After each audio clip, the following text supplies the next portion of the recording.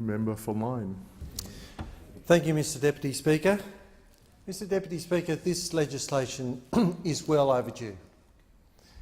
This legislation I fully support. It's actually here because we've had a parliamentary joint committee on law enforcement that made these recommendations embodied in the legislation back in 2012 after considering the implications for over a year. Now, not only are we committed to building a safe, secure Australia and economy, we are committed to effective law enforcement. And this bit of legislation actually improves administration of investigating unexplained wealth and proceeds of crime legislation as well that's already in place. So this will dovetail into facilitating the proceeds of crime to be put to good community use. You're no doubt probably familiar with the proceeds of crime legislation.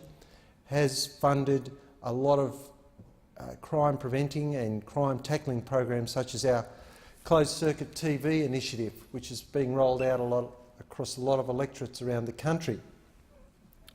Now, in my electorate of Lyme, in the city of Taree, the Taree Rotary Group got together of their own volition before our policy was announced and identified closed circuit TV as a way of preventing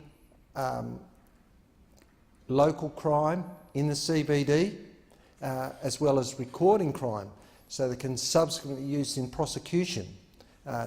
It's been very successful in reducing crime in lots of areas around the country, in violent hotspots in the after-hours period, around alcohol venues. So this legislation will help more proceeds of crime be captured by the Commonwealth. In Taree, for instance, there was recently property damage in the car park area adjacent to the main road through the CBD, where a whole lot of wheelie bins was brought up against the property, set fire, and the property almost, a lot of goods inside the property were damaged, but the actual structure of the building was put at risk. In the same area, there was a run of cars that had all their tyres slashed by vandals. Now, if there was CCTV there already, the police could have gone to the recorded digital record and looked to see who it was.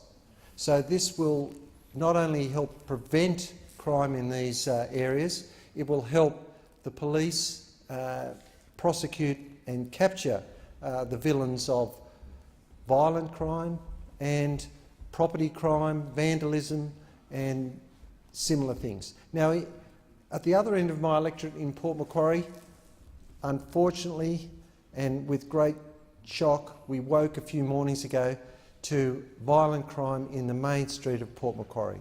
There was a stabbing at about 2 a.m, a fatal stabbing outside one of the newsagents just down from a late night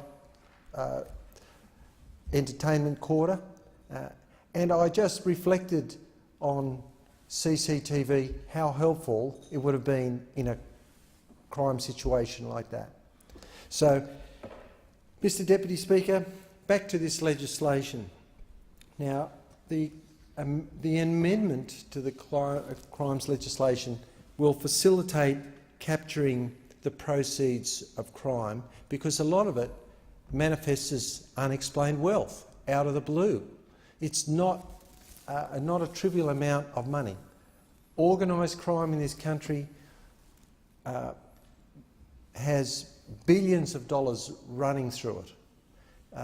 Major crime, drug crime, money laundering, all these sorts of issues will be much more easily captured, and effective litigation will result as a result of these amendments, such as streamlining the affidavit process, prolonging the